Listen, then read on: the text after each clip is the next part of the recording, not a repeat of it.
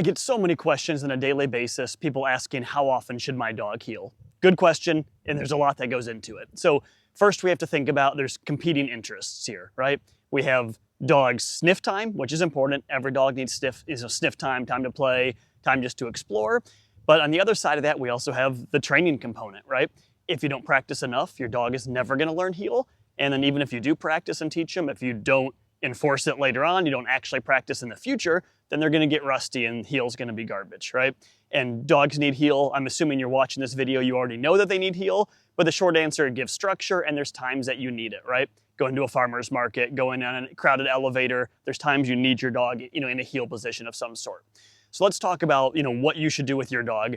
Now, first, there's no magic answer, right? There's no magic number that fits for every dog. This is so dog and lifestyle dependent. So what I'd like to do, let me give you two kind of extreme examples. So first is the dog that, let's say they live in the country. They're on, 100 acres and all day, every day, they just roam. They smell and they just explore all day long. And twice a week, their owner puts them on leash, takes them into town, to walk them.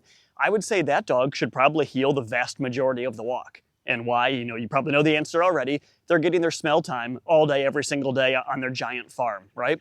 But they're probably not getting enough structure. They're not getting some, real training time where they learn to pay attention to their owner, to walk politely, impulse control, all of those things are important.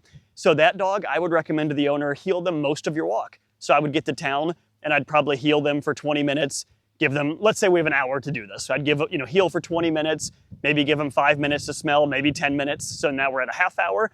And I would heel them another 25 minutes and then give them the last 5 minutes to smell. The idea is the majority of their time is heeling because that's the only time they're doing it, right? Twice a week and they're never working on that at home and they're smelling a lot at home. My gosh, the leaves just started coming down like crazy. Hopefully the wind's not too bad.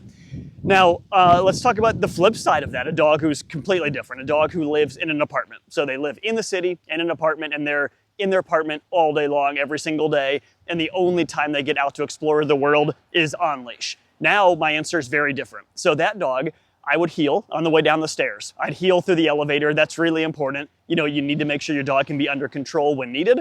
So now I'd get outside. I'd give them 5 minutes to smell, do their business. Now I might heel for 10 minutes just to start our walk right. So the goal is you start your walk right, your dog is in training mode. After they get in training mode and I make sure they can do it, then I'm gonna give them a lot of freedom. So that dog, I'm probably gonna give 30 minutes or so of freedom just to wander, smell, be a dog, do their thing. And then after that, I'm gonna finish the balance of that hour with some healing and then probably 5 minutes again at the end right before I head back in. Now let's talk middle ground. Let's say you have a dog, you have a fenced in backyard, your dog gets plenty of smell time in there and then you also go for walks on a daily basis. If we're still have that, that 1 hour, I'd recommend a 20-20-20. So it's nice and simple. Go for your walk, 20 minutes of healing. Now you get to a park like this, 20 minutes of free time to smell, and then finish with 20 minutes of healing. Now these are simplistic and they're not taking into account the dog's personality, age, or training goals, so that can obviously vary. If you have, I'll give you two extreme examples again. Let's say you have a 12-year-old dog that's lazy. They don't ever pull on leash. They don't have any issues whatsoever. Maybe you never make them heel, right? If they're never pulling and they're not causing any mischief and you love their behavior, I don't really see the point of making them heel. There's nothing you need to change, right? And there's no time you need to really control their excitement. They could just walk the entire time and smell. Now picture, this dog here is really good. She's in training right now. But imagine you have, let's say, a shepherd who's reactive on leash and is lunging for new dogs. That dog is probably going to have to heel the vast majority of their walk until you get a handle on it. Because what some dogs will do, if they're not heeling, they're targeting, right? And they're fixating. And it doesn't have to be aggression. It can be chasing squirrels, chasing bikes, even if there's no aggression, even if they're just excited to do that. So some dogs are going to have to heel the vast majority of their walk while they're in training until they're under control, they're listening well. Then you give them some freedom when they've earned it. And then when you're ready to start traveling again, you go back to the heel command. So point here is think about your dog. Make sure you're being fair to your dog. Make sure you understand their age, their goals, and how much smelling they're getting in their daily life. And don't just look online, right, and pick some random number and say, this makes sense for my dog.